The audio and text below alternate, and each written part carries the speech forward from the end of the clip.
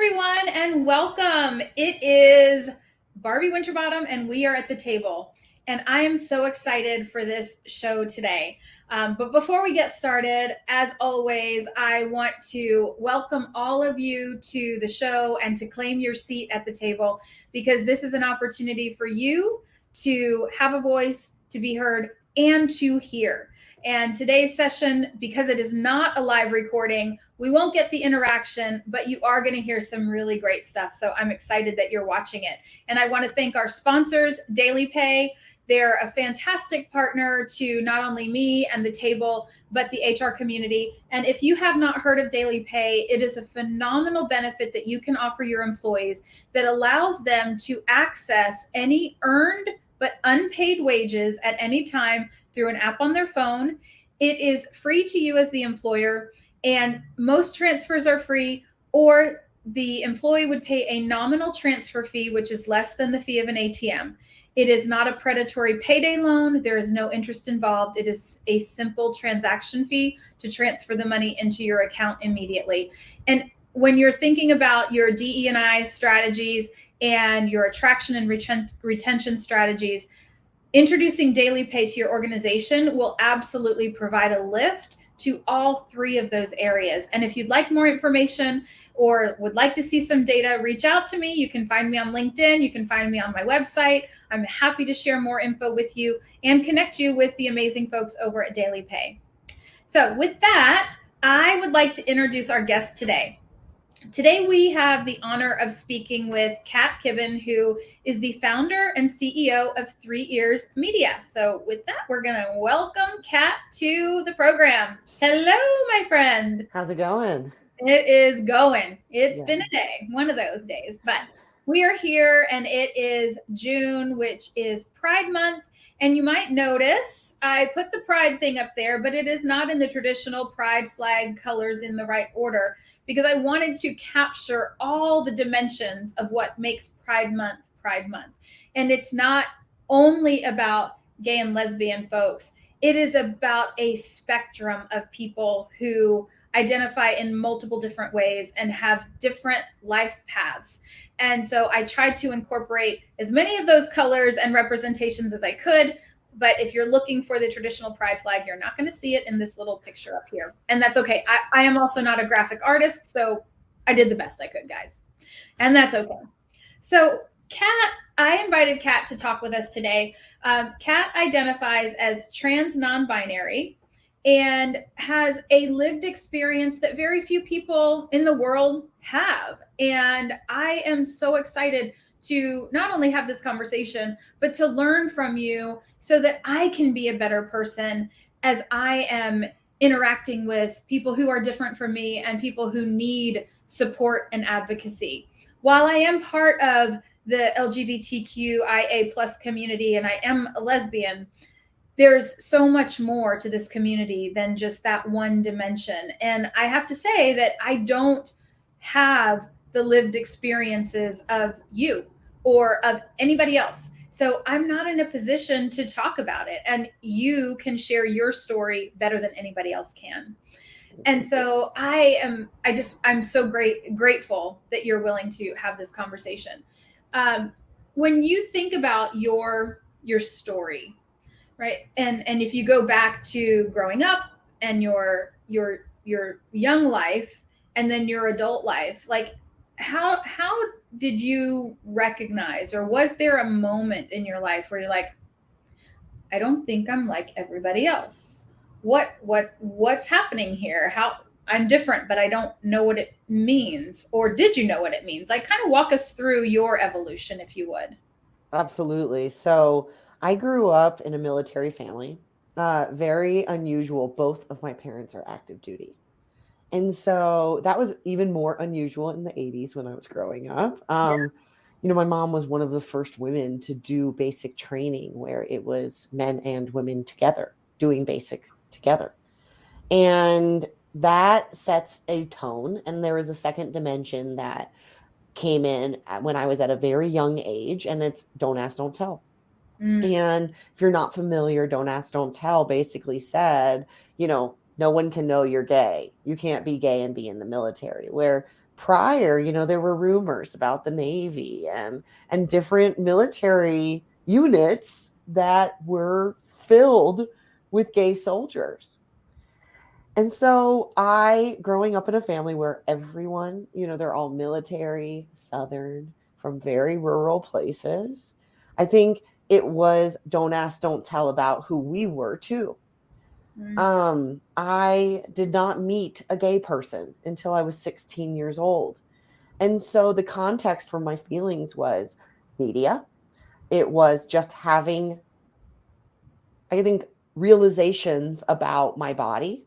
I distinctly remember a moment when I was very young and thinking I was a cute boy, but I was a very ugly girl.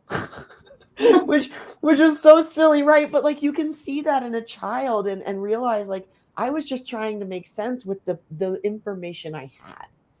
And I think so many kids do that, where you have to make sense with the information you had. And so my signals were always feeling different. And then I started watching media, and I think a lot of fear was placed inside of me. I think about movies like Boys Don't Cry, and the movie Philadelphia. These were primary films that featured gay people, even Brokeback Mountain. And the plot was really screwed up.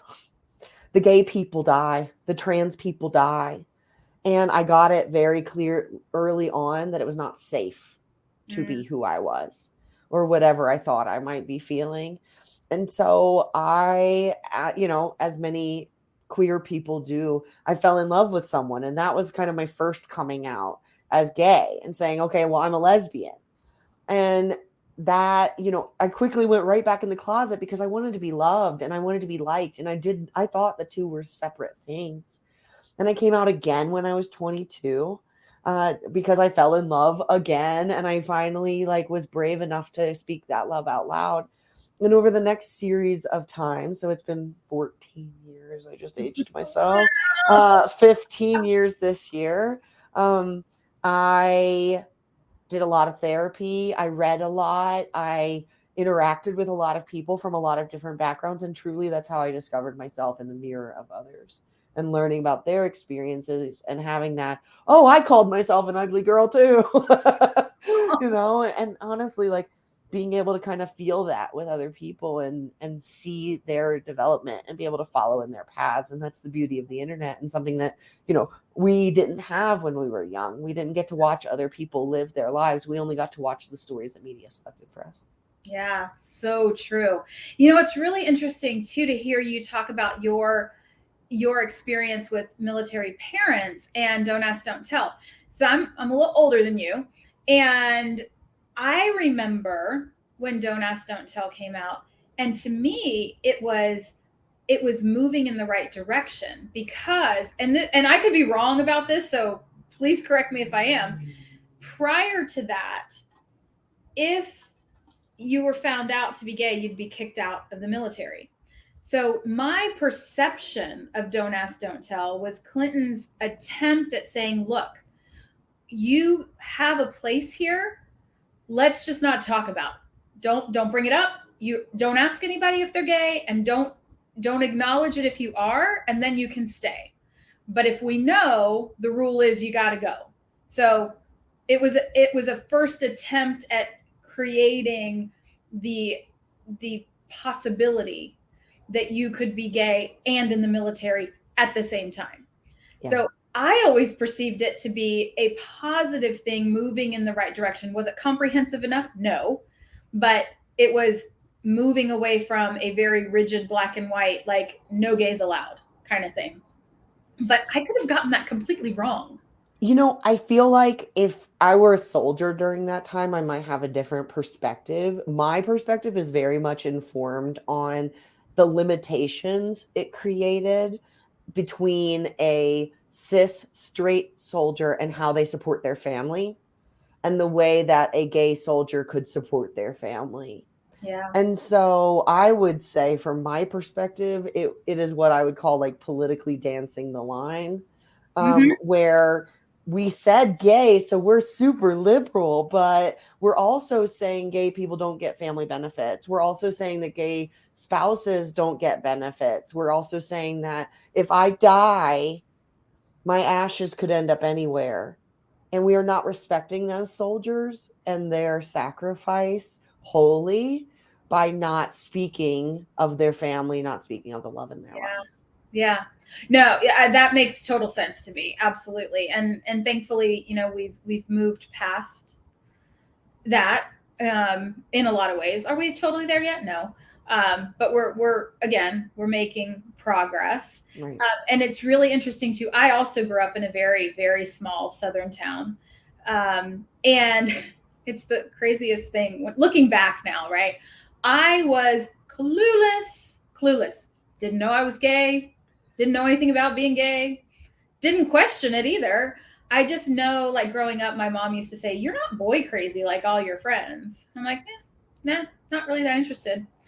And I would be crushed. I had this one girl, best friend, who now I look back on and I'm like, you were totally in love with that girl, but Yes. I didn't know it at the time, right? And I would be so sad if she would cancel plans to go out with a guy. And I'm like, well, we had plans. And I guess there's this like straight girl code that you can always break plans with your girlfriends if you have a date, right? Well, I didn't feel that way. So I was always like disappointed because I'm like, but I thought we were hanging out. Yeah, no.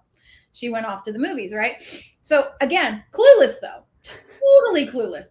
All of my friends almost exclusively were gay. I had no idea at all. These guys were like cheerleaders and the band drum, what do you call them? The Major. drum major of the band in theater, all the stereotypical like gay male things these guys were involved in.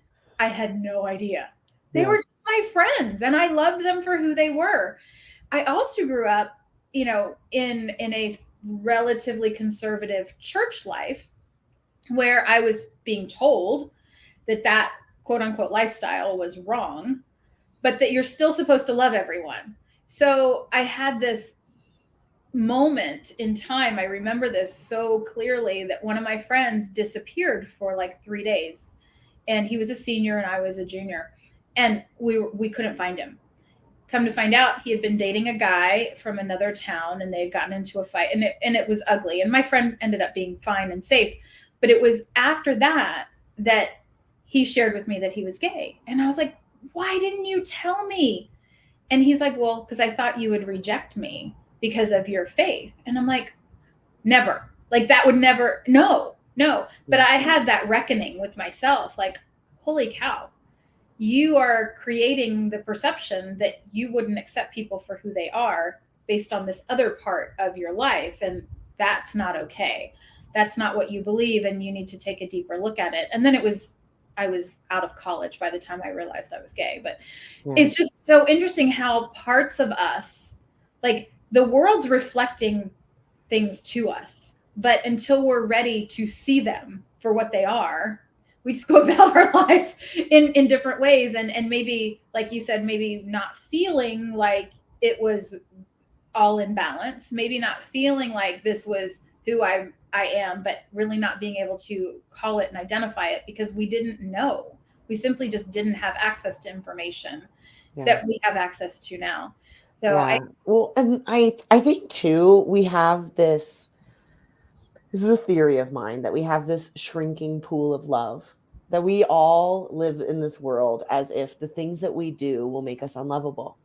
And so there's this math that happens in our brain. And I remember the math happening the day that I came out to my mom because I was sitting at a desk, much like the desk I'm sitting at right now. And my mom was laying in my bed, sitting next to me. I'll never forget this. Most people who have come out don't forget that moment. And I remember sobbing and say, I just want you to love me. And so what I mean by this shrinking pool of love is that when you are gay, then you think, okay, well, everyone else is straight. So I've just taken that circle and I've halved it. Okay, only gay people I can love now. And then you find out that you only like very like this kind of person, right? And so you made your circle smaller. And then you find out you're trans and all of a sudden you wonder if there's any circle at all. And I think wherever you are at in that circle, it's learning that this is about how you love you. and that your access to love is about how much you allow yourself to love yourself. That's actually the first principle of being able to love anyone else and allowing them to love you.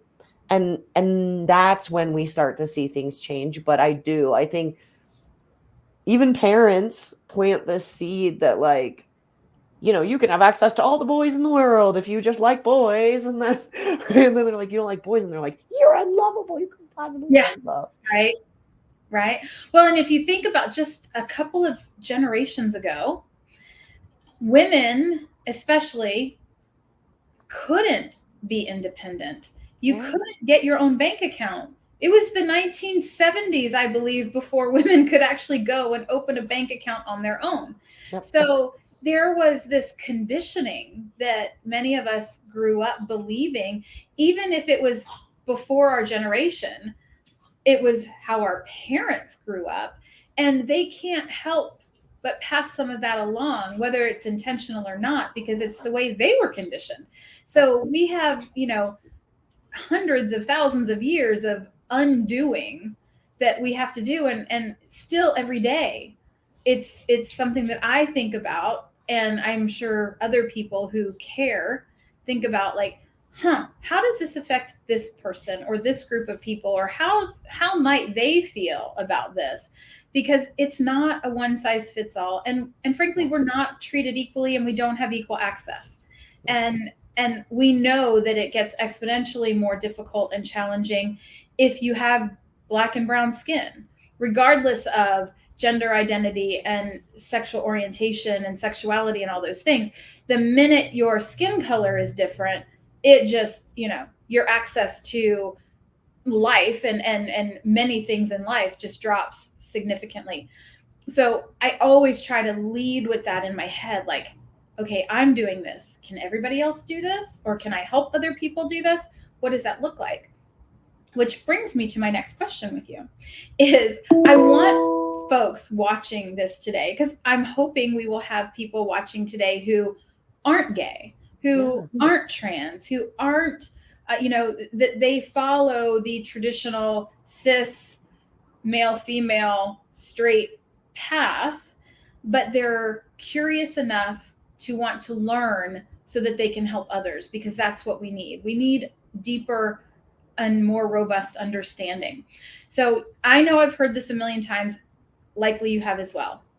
When we talk about Pride Month in June, and we hear straight people saying, well, why don't we get straight month?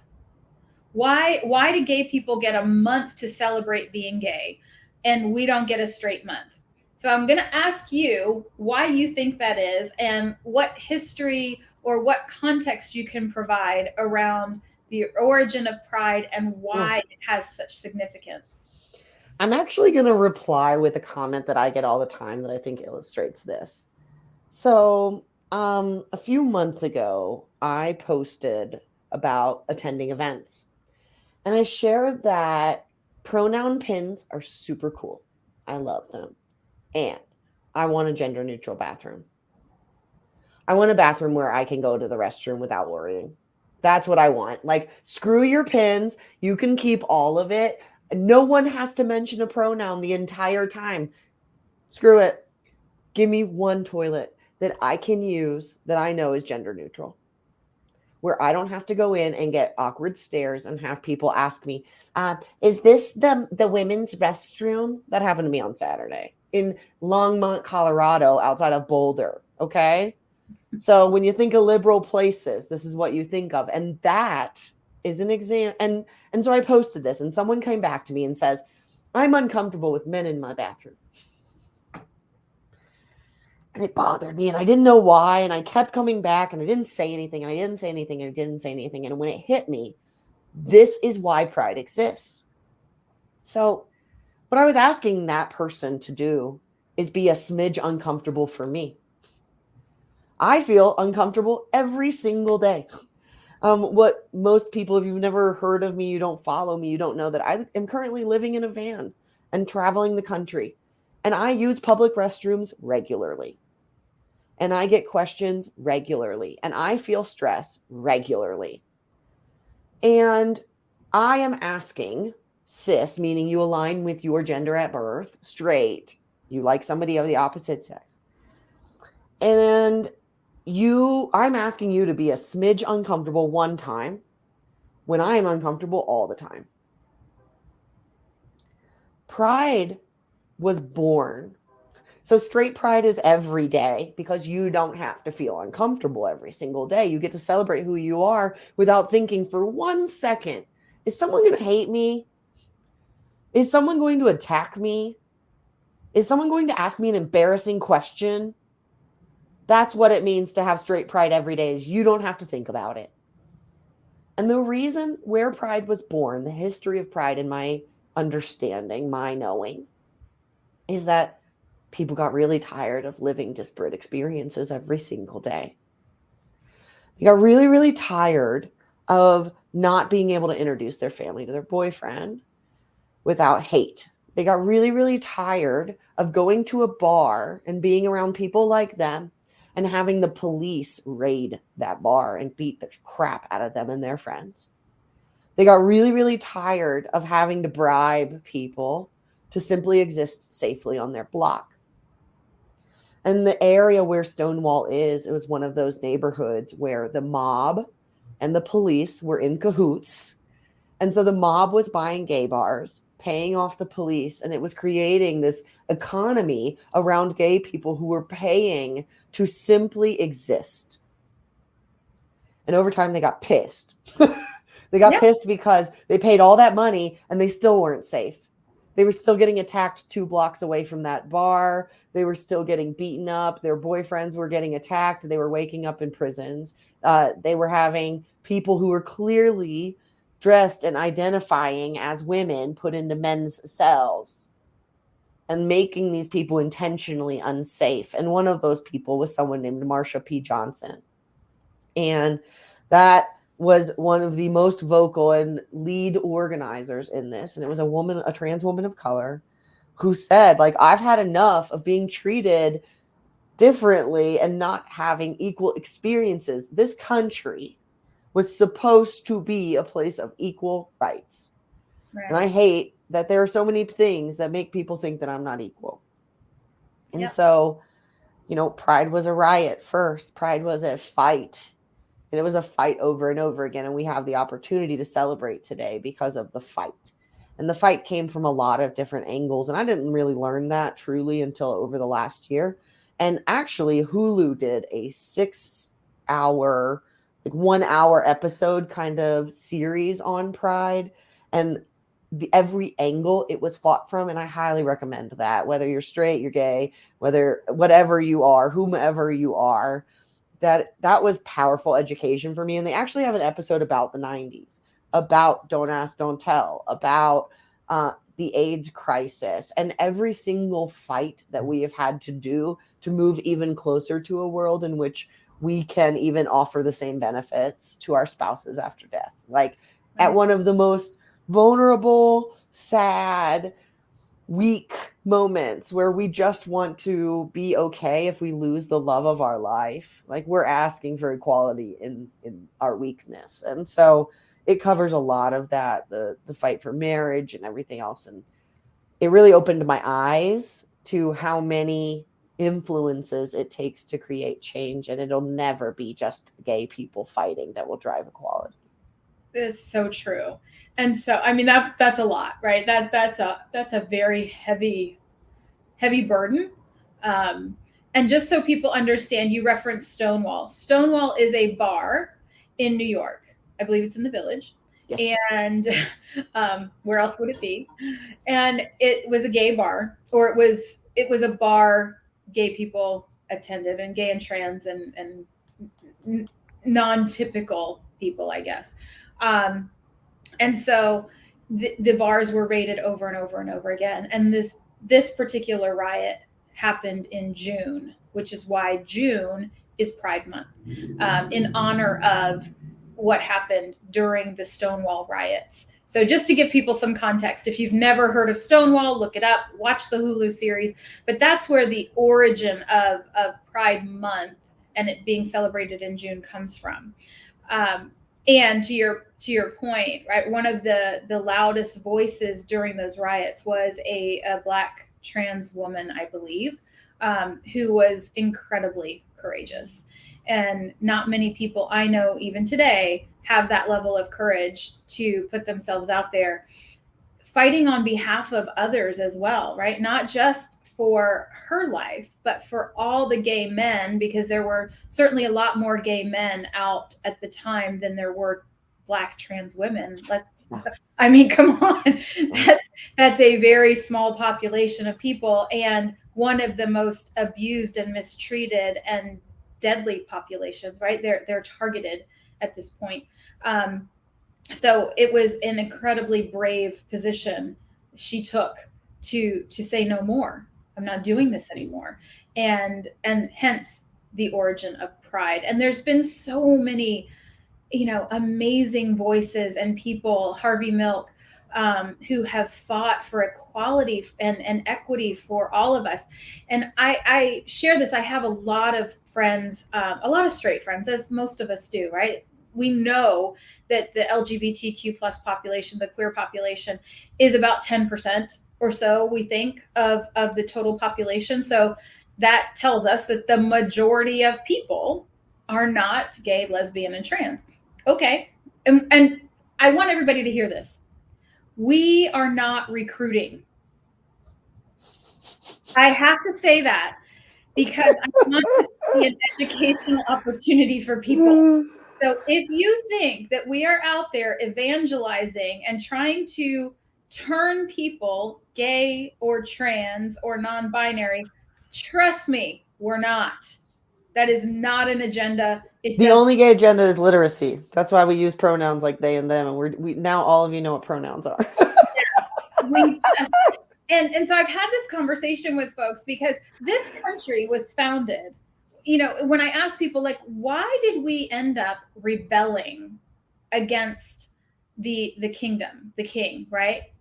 It was because we were being taxed without representation. I've lived my entire life, as you probably have as well, Kat, right?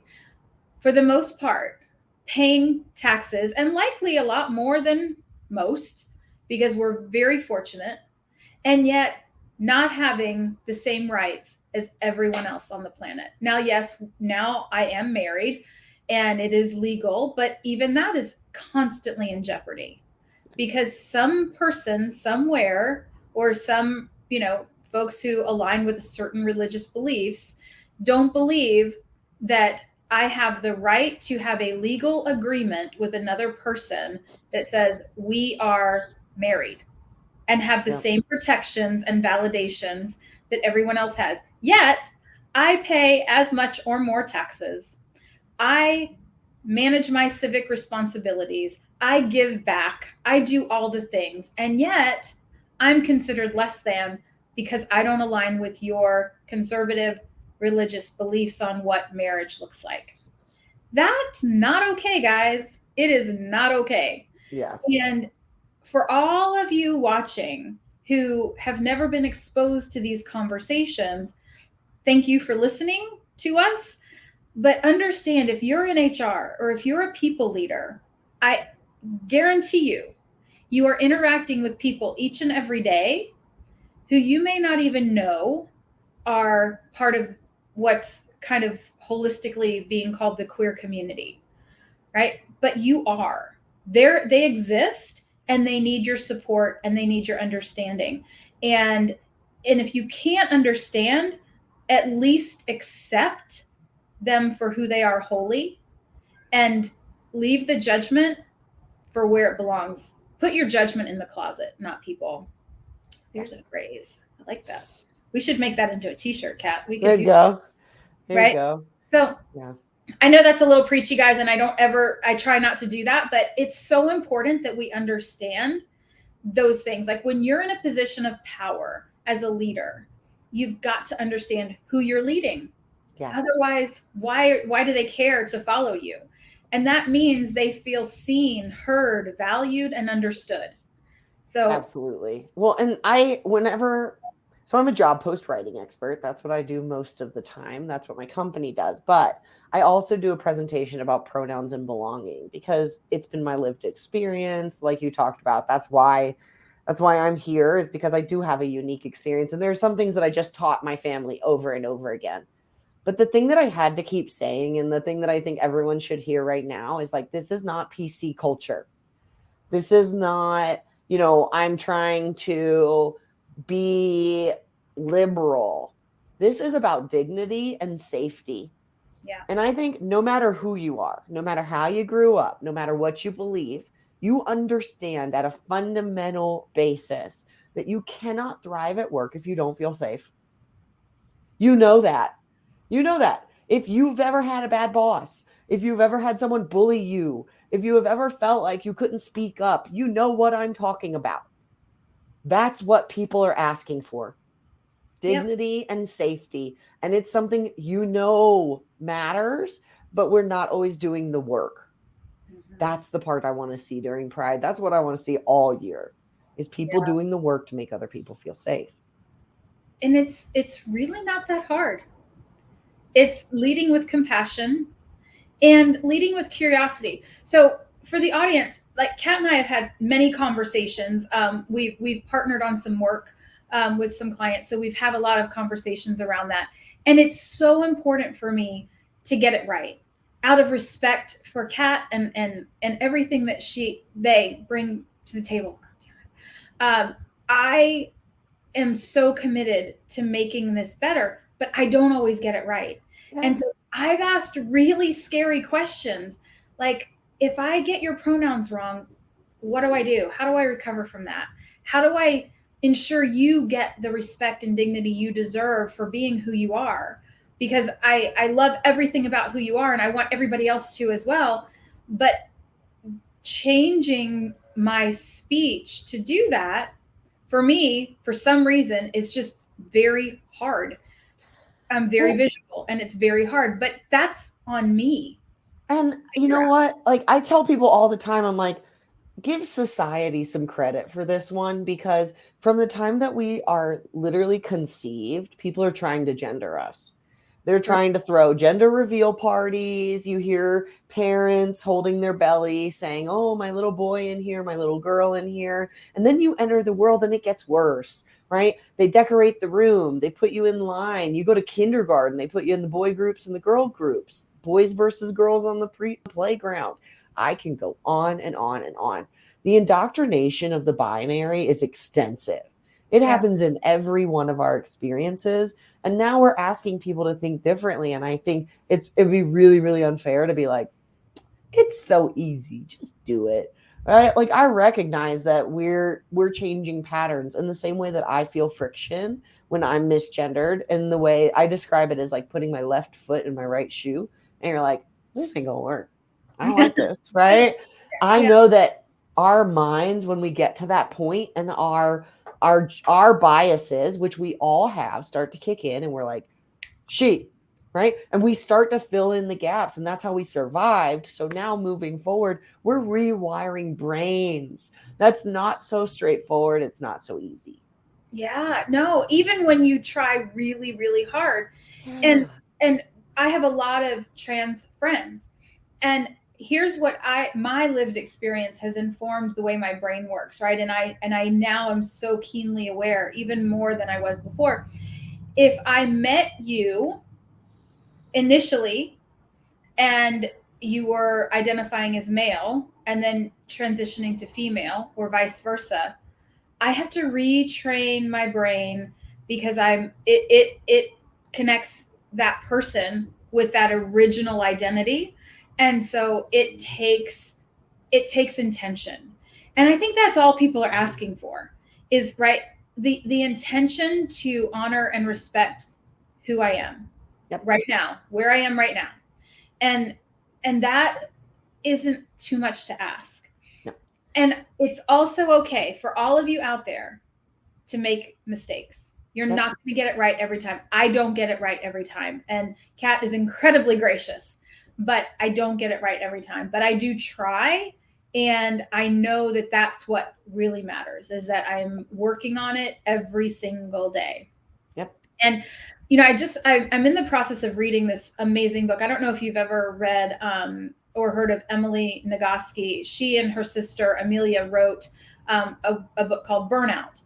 But Emily Nagoski is a women's health educator, and she specializes in sexual health and awareness and education. And so she wrote a book. It's called Come As You Are. Take it for what it is. Great book, by the way. And one of the things that Emily talks about is how we all have the same parts. They're just organized in different ways. And I really love that definition because to me, it illustrates our collective humanity. And it also illustrates that, no one is wrong. No one is bad. No one, it's just different. It's just a different setup and a different identification. And she also shares, because she talks about trans folks in the book quite a bit, and how 1 in 60 babies are born with both sets of sex organs, right? And I actually know someone who this happened to. So when we think about what you just mentioned about how we're so committed to the gender identity of babies in utero, and then as soon as they're born, and we do all this stuff, but 1 in 60 people are born with both sets, and a parent or a doctor has to make a decision at birth on how they're going to identify that child. And I think now we're getting to a space where people are choosing not to do that and allowing that person to evolve and develop into who they are, and however they want to, or however they feel their identity is. But it hasn't been that way historically, and I'm sure it's not that way holistically around the globe even today. But if 1 in 60 are born in intersexed, then it makes perfect sense to me why it feels as though all of a sudden there's all these trans people in the world. Nope. Always been there. Yeah. We just didn't have words and an understanding of what it was and what it meant. But it's not like trans and gay people haven't always existed. We've all existed. Actually, if you go all the way back in history, there's trans erasure. That's why you never heard of trans people. That's why you've never heard of non-binary people. If you go back to indigenous texts, you can see that non-binary people were actually the leaders of the community because they embodied both female and masculine traits that make them incredible leaders, because great leaders are balanced. Mm-hmm. And what happened during colonization is that those people were erased first because they were powerful. They were seen as magic in their communities. And so when those people were erased, their stories were gone. And we started leaning into the binary because that was part of colonization. That was part of the English traditions, right? And that's where it's actually, buried in racism, capitalism, and everything else that our country has evolved into, right? It's not that they didn't exist. It's not that it's new. It's that they were erased from our history. Yeah. And it's amazing. And what do they call them? Dual spirits, I believe, is what Native American. Two-spirit. Yep. And it's truly fascinating how revered this population of people were then, and how now all of a sudden it's like, well, all of a sudden you can just wake up and here's my favorite argument. Well, I identify as a sheep today. Really? Yeah. It's not. It is unnecessary. It's irrelevant. And no one is saying that, right? And I think if we diminish conversations down to that level, we're not honoring humanity. We're not honoring anything. We are taking it down to a level that doesn't serve or help anyone. Yeah.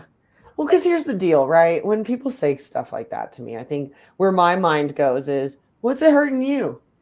Okay, straight up. I grew up in a family that has a kin road, and you have to be real Southern to understand what that is. And it's a road where only your family lives. That's how rural, okay? We have an ambulance address and a family address.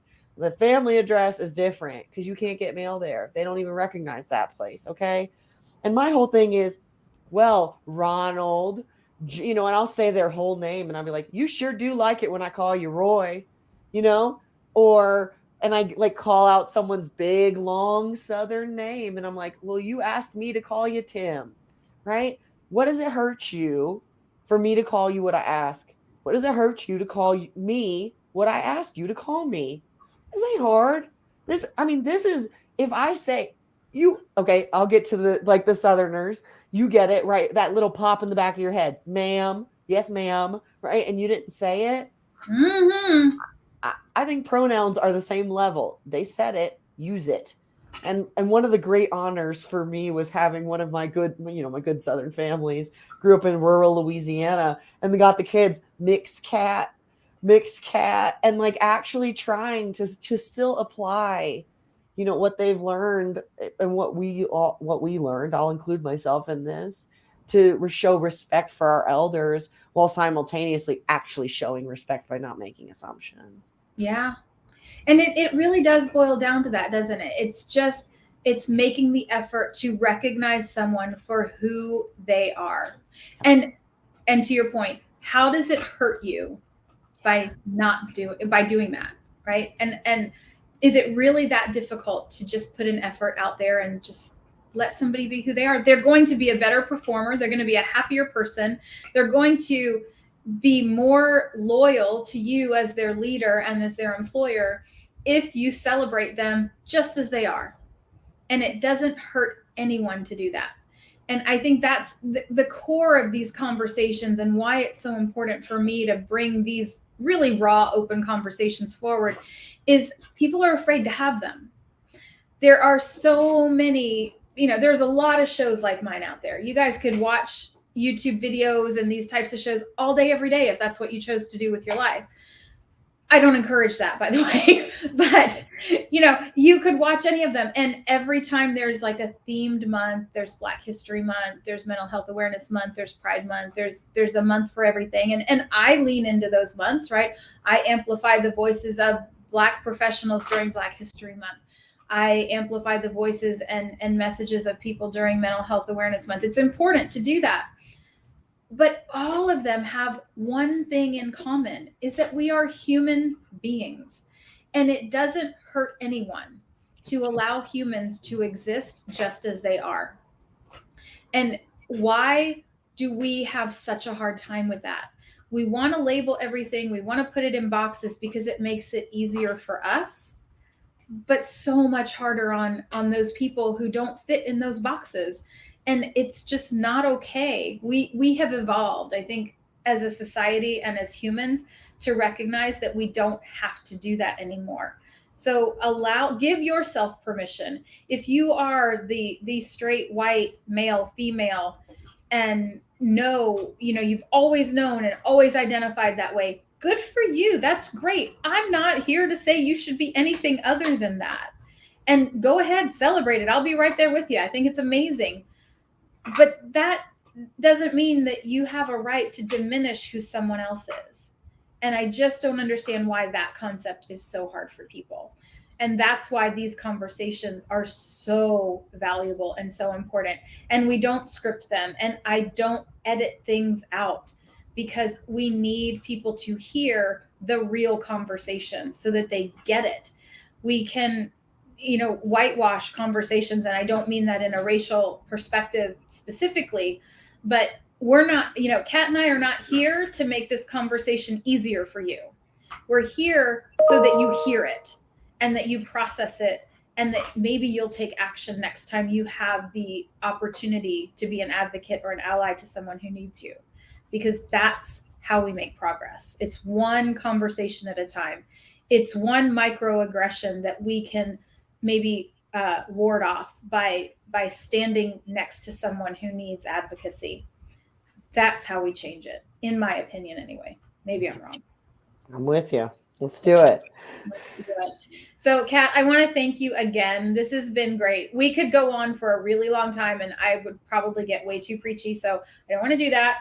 I don't want to lose my audience too soon here. We're just gaining some momentum.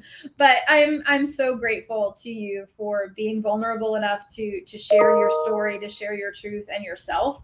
I have so much respect for you. You are brilliant in your work, but you are amazing as a person. And so thank you so much. I really, really do appreciate it. And I hope you'll come back. We'll talk more about what you do as a profession next time, so that we can help Because guys, if y'all need help writing really meaningful, impactful job postings to attract the exact right talent, Kat is the person you need to talk to.